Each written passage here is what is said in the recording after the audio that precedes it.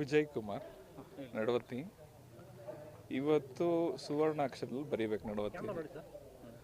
Main ಏನಕ್ಕೆ ಅಂದರೆ 20 ವರ್ಷ ಕಾಮಗಾರಿಗಳು ಯಾವುದೂ ಆಗಿರಲಿಲ್ಲ. ನಮ್ಮ ಪಂಚಾಯತಿ 2.5 ವರ್ಷ ಅವಧಿಯಲ್ಲಿ ನಮ್ಮ ಕಾಂತಣ್ಣವ್ರು ಏನು ಮಾಡಿದ್ದಾರೆ, ನಮ್ಮ ಪಂಚಾಯತಿ ಅವಧಿಯಲ್ಲಿ ಏನು ಕೆಲಸ ಮಾಡಿದ್ದಾರೆ, 20 ವರ್ಷಕ್ಕಾಗ ಕೆಲಸ ಮಾಡಿದ್ದಾರೆ.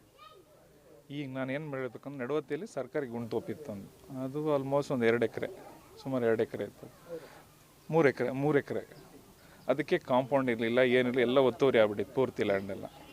ನಮ್ಮಮ್ಮನ ಒಂದು 20 ಗುಂಟೆಗೆ ಬಸ್ ಅದನ್ನು ಒತ್ತುವರಿ ಎಲ್ಲ ಬಿಡಿಸಿ ಕಾಂಪೌಂಡ್ ಮಾಡಿ ಸುಂದರವಾದ ಒಂದು ಗ್ರೌಂಡ್ ಮಾಡಿದ್ದಾರೆ, ಕ್ರೀಡಾಂಗಣ.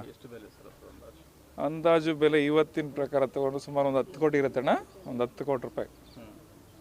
3 ಎಕರೆ ಅಂದರೆ ಒಂದು ಸುಮಾರು 10 ಕೋಟಿ ರೂಪಾಯಿ. ಅದನ್ನು ಸುಂದರವಾಗಿ ಕ್ರೀಡಾಂಗಣ ಮಾಡಿದ್ದಾರೆ.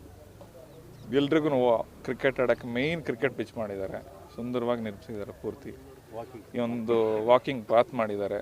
ನಮ್ಮ ಹೊಸಕೋಟೆ ತಾಲೂಕಲ್ಲಿ ಚನ್ನಬರ ಕ್ರೀಡಾಂಗಣ ಇದೆಲ್ಲ ಸೇಮ್ ಅದೇ ಲೆವೆಲ್ಗೆ ಮಾಡ್ತಾಯಿದ್ದಾರೆ ಪೂರ್ತಿ. ಒಂದು 200 ಗಿಡ ಎಲ್ಲ ಪೂರ್ತಿ ಇದೆ.